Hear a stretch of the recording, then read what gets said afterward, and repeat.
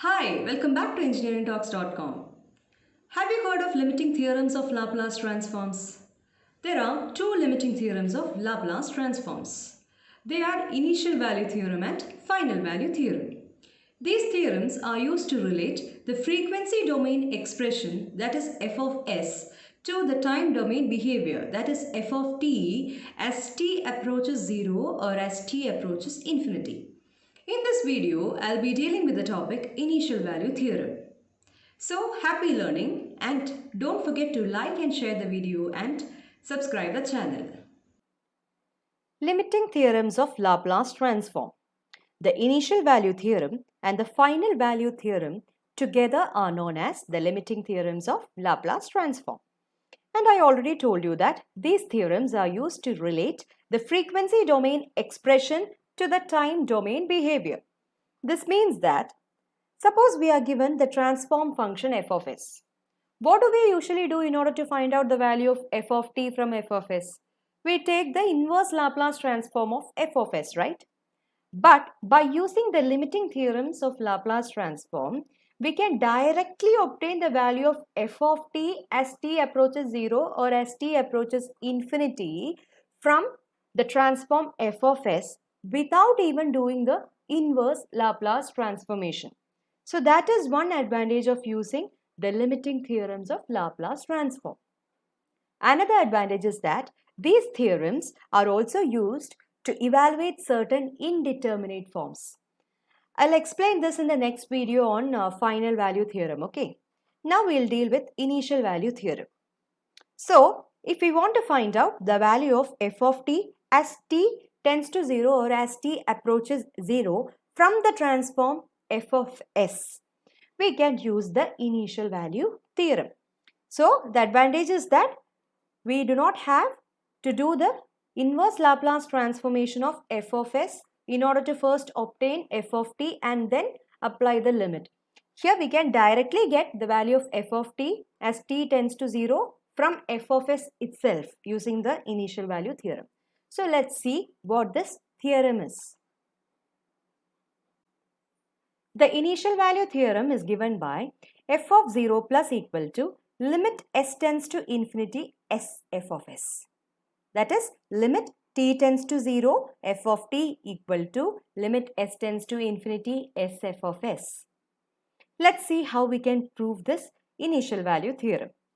If a function f of t and its derivative f dash of t are Laplace transformable, then by means of the time differentiation property of unilateral Laplace transform, we have Laplace of d by dt of f of t, that is Laplace of f dash of t is equal to s f of s minus f of 0, right? We already know this.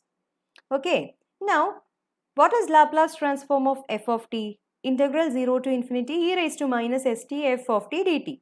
So Laplace of f dash of t can be written as integral 0 to infinity e raised to minus st f dash of t dt, which is equal to s f of s minus f of 0.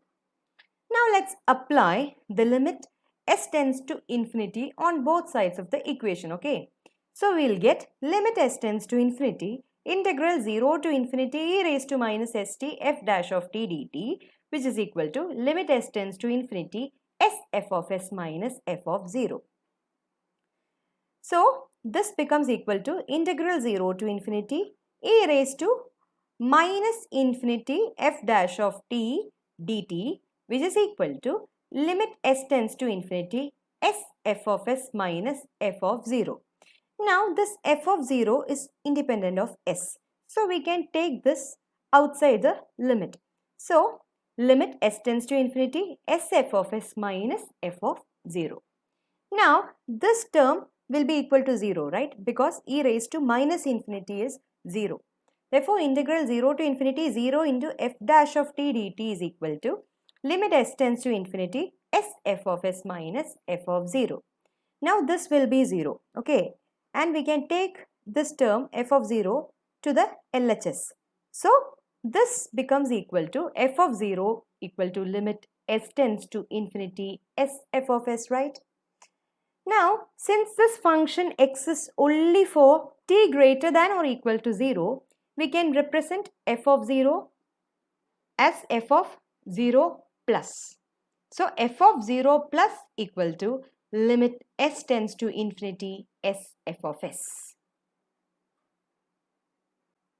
Now, let's see how we can find out the value of a function f of t as t approaches 0 from the given transform f of s without even taking the inverse Laplace transform of f of s.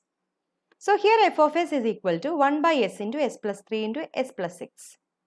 According to initial value theorem, we have f of 0 plus equal to limit t tends to 0 or t tends to 0 plus f of t, which is equal to limit s tends to infinity s f of s, right?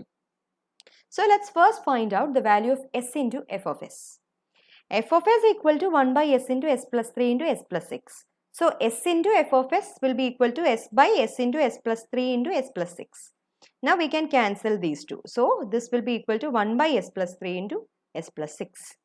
Therefore, f of 0 plus will be equal to limit t tends to 0 f of t, which is equal to limit s tends to infinity s f of s, which will be equal to limit s tends to infinity 1 by s plus 3 into s plus 6, which will be equal to 1 by infinity, which is equal to 0.